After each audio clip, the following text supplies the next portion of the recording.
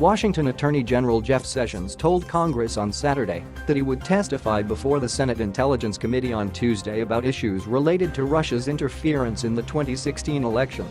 Mr. Sessions had been scheduled to testify before other committees about the Justice Department's budget that day, but he will instead appear before the intelligence panel.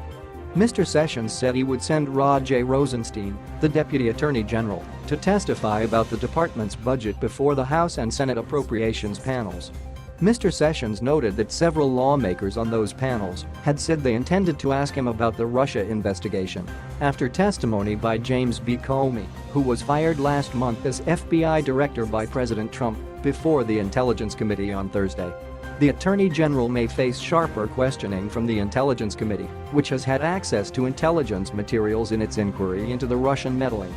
In light of reports regarding Mr. Comey's recent testimony before the Senate Select Committee on Intelligence, it is important that I have an opportunity to address these matters in the appropriate forum, Mr. Sessions wrote.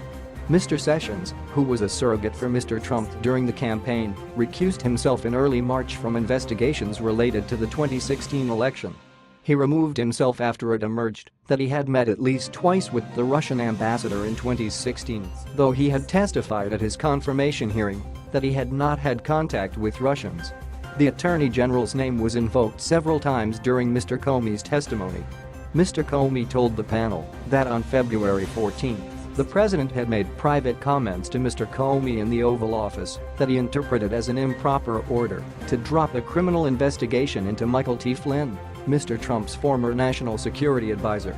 The next day, Mr. Comey said he implored Mr. Sessions never to leave him alone again with the president, but Mr. Sessions did not reply. In a statement issued after the testimony, the Justice Department denied that account. The Attorney General was not silent.